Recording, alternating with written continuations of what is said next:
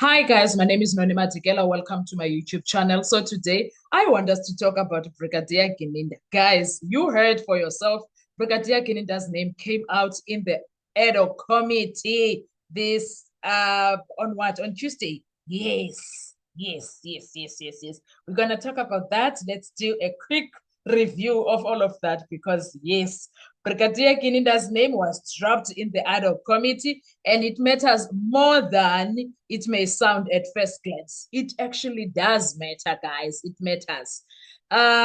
If when now you've been living under the rock, you don't know what an ad hoc committee are we talking about. Well, the reference arises in the context of parliamentary ad hoc committee oversight dealing policy with policy failures, accountability, and political sensitive investigations. Not a trial, though. It's not a trial, but a constitutional accountability forum. Hear me out. Did you hear the word accountability? Yes, accountability forum. People, hear me. Yay! I would never say I'm not happy. This is crucial because parliamentary committees do not name investigators lightly. Names surface only when patterns, concerns, or institutional responsibilities are being discussed. So, how did Gininda's name came up and why? Okay. Didn't I tell you that 2026 is the year of reckoning? 2026 is the year of accountability. 2026 is the year of exposures. 2026 is the year of people finding out about themselves. Yo, Kanti, I was such a person. Yes. Gininda was mentioned not as an accused, but a senior SEPS investigator associated with high-profile controversial investigations, a figure linked to methodological concerns, credibility questions, and oversight scrutiny. That is Gininda for you. In short, he appears as a symbol of investigative practice, not just an individual. That is Gininda. Why is this legally and politically significant? One, it confirms Gininda is no longer just a trial witness. Come in front, Gininda. Hello, come in front. Once Parliament references an investigator, his institutional conduct is under democratic scrutiny. Did he think this was going to be just? His work is being viewed beyond courtroom consultations and installation. Credibility concerns become systematic, not merely defense tactics. This matters a lot for the Senzo Meyiwa trial, where Gininda's testimony is a load-bearing pillar. Yes, that is why it matters. Number two, it feeds directly into credibility erosion. In law, credibility collapses faster when doubts arise from courts and parliamentary oversight and public accountability mechanism. A defense team can now argue these concerns are not invented here. They exist across state oversight structures. So, Gininda, my guy, Gininda. Thirdly, it undermines the state insulation argument. The state often argues this court must decide, not politicians. But once parliament speaks, the counter argument becomes this is not political interference, it is constitutional oversight over policy. That distinction is devastating for the prosecution because once Gininda is thoroughly investigated, it's over, son. So what does that mean for Gininda personally? It places him in a dangerous zone and he knows it. Still a serving senior officer, of course, testimony already under judicial attack, now implicitly flagged in legislative records.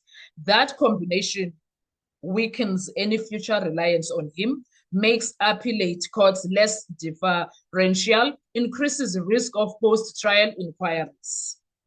And we have the bigger picture. This confirms a pattern you've already identified.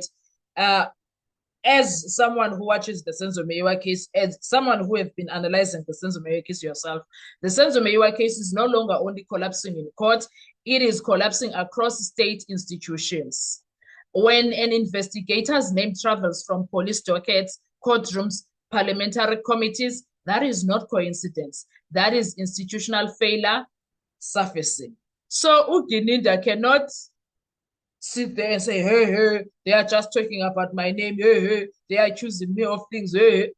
Say, Kubi Putwami, and it's not even funny. It's not even funny.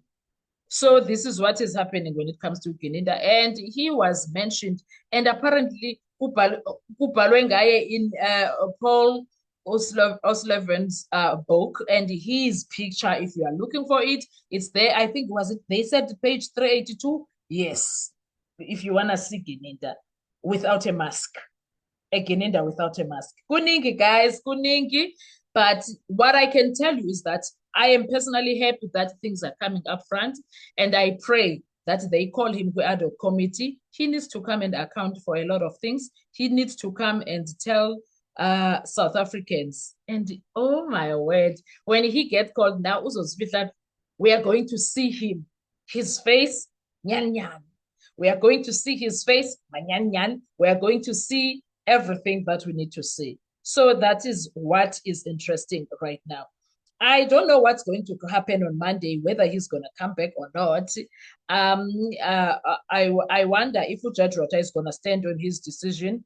I wonder if Judge Rota is going to come back. I don't know, but we will see. Monday will tell us what's going to happen the entire coming week in the Senzo Meyiwa murder trial. But we are expecting to see Brigadier Gininda and his minions coming back. I don't know who's going to lead them, because Judge Rota made it sound as if it's going to be him. But we know him. We know him because it's supposed to be Judge Rota that is going to ask questions if he's using 186, Section 186. And then the advocates from Baloyi to Mshololo are going to ask questions based on that. But now I don't understand, what does he mean he wants Gininda? Gininda was not present when the petition happened for Gwabini. I don't know if Gwabini must be in court also this week. I don't know, but we will see. Time will tell. Now, what are your thoughts about everything that is happening currently in South Africa? What do you think is supposed to be moving wherever it's supposed to move? What are your thoughts? I don't know, man. I'm feeling some type of way. I'm feeling some, because wow, Sanalam. Kunzima, it is what it is. Things are not looking good for Gininda, and I hope they don't look good until he accounts for everything that he has done. For if there are people that are sitting in jail falsely, and their jailing situation was falsified by Gininda, just like Danzi, I pray to God Almighty that Gininda is brought to book. Gininda understands ayikho into ozenzela nje umathanda kuyo ngobomi babantu and get away with it all the damn time. I pray for that so much. People have suffered. What are your thoughts? I'll see you on our next video. Thank you so much. Enjoy your day. Bye-bye.